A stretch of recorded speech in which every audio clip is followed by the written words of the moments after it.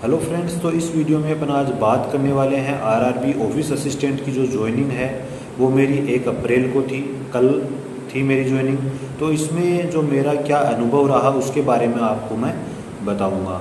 ठीक है, तो देखो कुछ ज़्यादा मतलब नहीं है, ज्वाइनिंग के टाइम एकदम नॉर्मल सी चीज़ें हैं, कुछ ज़्यादा वहाँ पर प्रोसेसिंग नहीं थी। ठीक है, तो हमें जो ज्वाइनिंग लेटर मिले वो शाम को मिले 6 बजे। ठीक है, हम वहाँ पर हमने रिपोर्ट की 10 बजे सुबह। तो रिपोर्ट करने के बाद अंदर हमें ऑफिस में बैठाया गया। फिर वहाँ पर जो जनरल मैनेजर थे उन्होंने संबोधित किया, उन्होंने कुछ बातें बताई कि आपको किस तरह से काम करना है, सब चीज़ें उन्होंने बताई।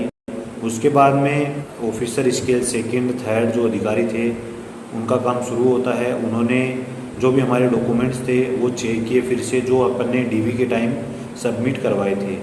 और अगर डीवी के टाइम अगर आपका कोई डॉक्यूमेंट जमा नहीं हुआ था, अंडरटेकिंग वगैरह आपको दी गई थी, तो वो डॉक्यूमेंट आपको अभी वहाँ पर सबमिट करवाना है, वरना फिर से वो आपको अंडरटेकिंग देनी पड़ेगी।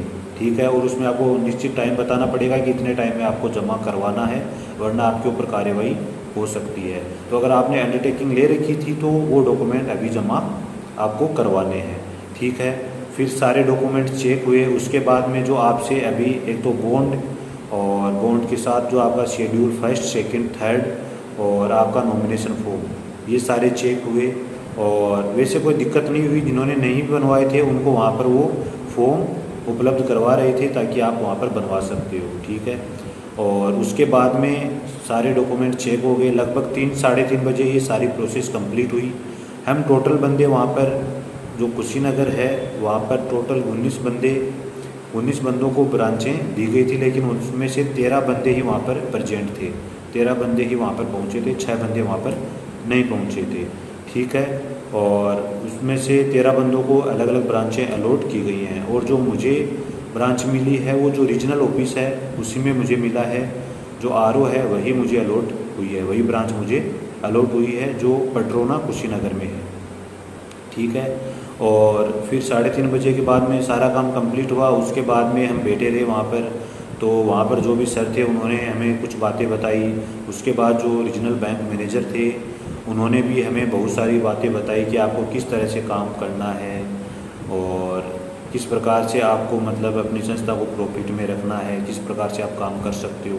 ये सारी चीज़ें वहाँ पर कंप्लीट हुई। और जो हमें उसके बाद में जो जॉब के लिए जो ज्वाइनिंग लेटर मिला, मतलब जिस ब्रांच में अपन को जाना है उसके लिए जो लेटर मिला वो शाम को 6 बजे मिल गया। फिर हम वहाँ से 6 सवा 6 बजे वहाँ से निकल गए थे। ठीक है, तो ये पूरा प्रोसेस है, नॉर्मल प्रोसेस है, कुछ दिक्कत मतलब किसी का ऐसा नहीं। अगर कुछ आपके कमी भी है तो भी कोई दिक्कत नहीं है, वो आप भी आपको टाइम दे रहे हैं। बात रही एक्सटेंशन की, तो एक्सटेंशन भी देखो, जो आपका जीमेल आपको प्राप्त हुआ उसमें अपॉइंटमेंट लेटर मिला है तो उसमें लिख रखा है कि कोई एक्सटेंशन नहीं है।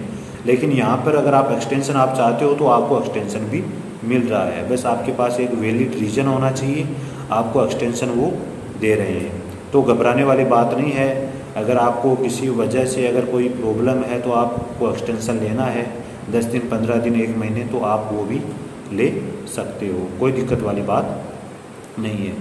और जो आप बॉन्ड लेकर जा रहे हो उसमें आपने जो श्योरिटी दी है अपने फादर मदर, जिस किसी की भी आपने श्योरिटी दी है उनका आपको जो आईडी है कोई भी, जैसे आधार कार्ड हो गया, तो उसकी आपको जीरोक्स लेकर जानी है और उस पर जिसकी श्योरिटी दी है उन्हीं के खुद के सिग्नेचर उस पर आपको करवा कर लेकर जाने हैं, वो सबमिट करवाना होगा।